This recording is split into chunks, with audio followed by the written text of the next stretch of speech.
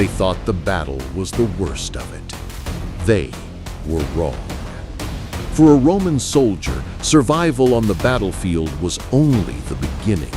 What came next, on the blood-soaked stretchers, in the stinking medic tents, or abandoned by the roadside, was a test of pain, loyalty, and cold Roman efficiency. This is what really happened to the wounded of Rome. The field was quiet now, but it was not peace. The cries of the dying still clung to the air, soft but unending, like the last hiss of a forge fire. Beneath the cooling haze of dust and smoke, men lay sprawled in twisted armor, their blood soaking into the thirsty earth. The battle was over, but the real horror for many had only just begun. In the Roman army, glory belonged to the living. The dead were honored, but the wounded, they lingered in a grim purgatory between both. To understand what became of them, one must first understand the machine they served.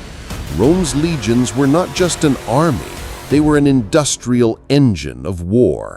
Each soldier was a cog, sharpened and hardened through relentless drilling, capable of fighting anywhere from the damp forests of Germania to the scorching sands of Syria.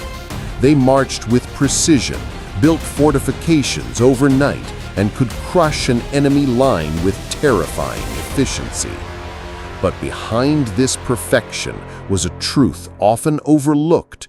When that human machinery broke, repairs were costly, and Rome measured worth in service, not sentiment. The Roman camp, or castrum, was a marvel of discipline.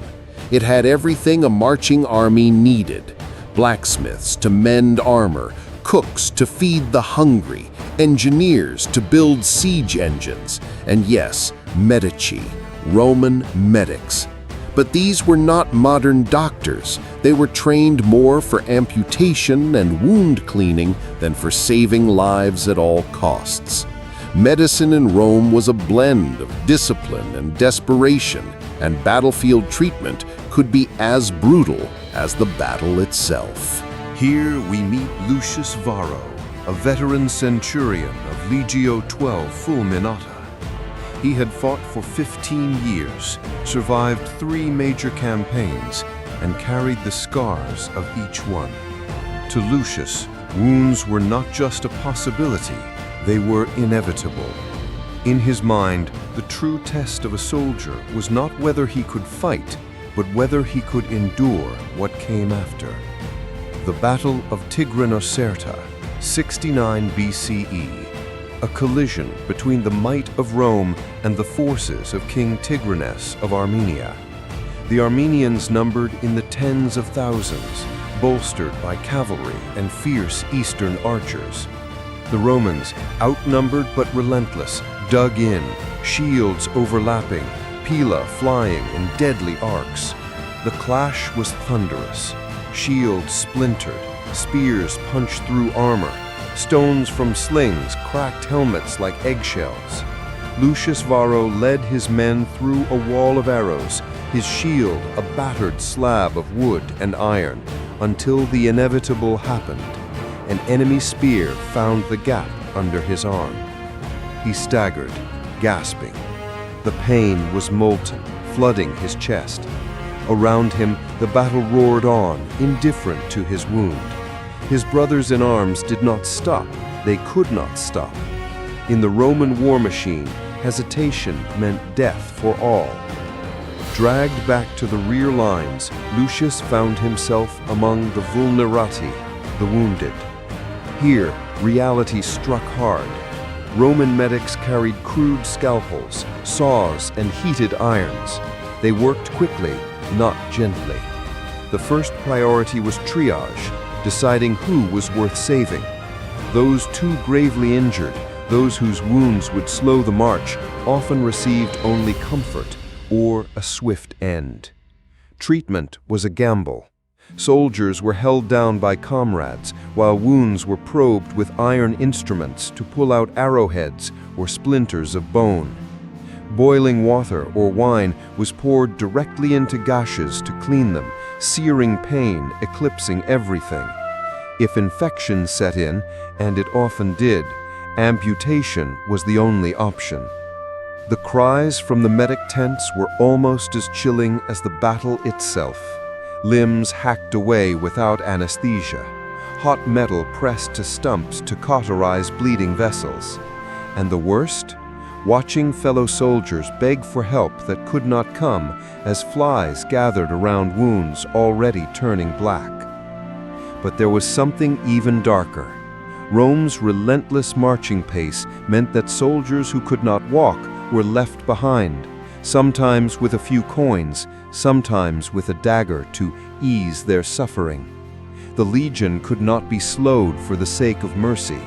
A man's value to Rome was measured in how quickly he could return to formation. Lucius Varro was lucky, or perhaps unlucky, to survive the first days after his injury. His wound was bound tightly, the spearhead removed with rough efficiency. Fever came.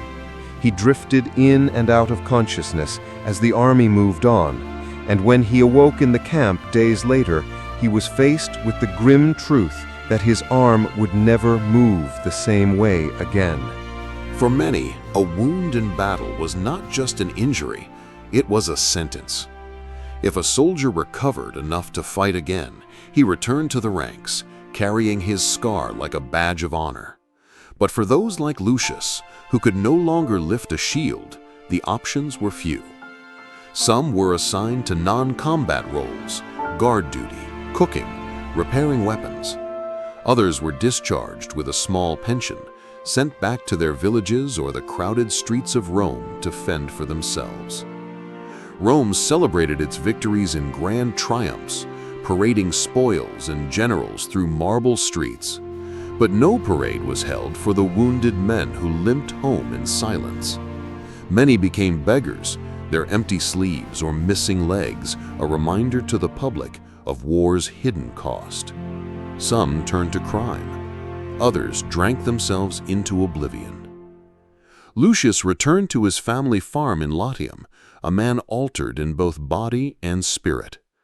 The fields seemed quieter now, the horizons smaller. At night, he still heard the screams from the medic tents, the sound of the saw biting through bone. He had survived Rome's enemies, but not Rome's indifference. And yet, in a way, he understood. The legions were not built on kindness, they were built on discipline, efficiency, and sacrifice. Every soldier knew the risk when he took the oath, swearing to serve until death. That oath did not promise comfort. The legacy of wounded Roman soldiers is a silent one. Their names are not carved into triumphal arches. Their stories are scattered in fragments across dusty scrolls and forgotten tombstones. But they were the lifeblood of Rome's conquests, the human cost beneath the empire's marble skin. Rome did not march on mercy. It marched on the backs of those who bled for it, and on the graves of those who could not rise again. Their scars built an empire. Their suffering kept Rome's heart beating through centuries of war, and yet their names are lost to time. If you want to uncover more untold stories from the legions, the victories, the betrayals, and the hidden costs of conquest, subscribe to the Roman Warfront, because history's most brutal truths deserve to be remembered.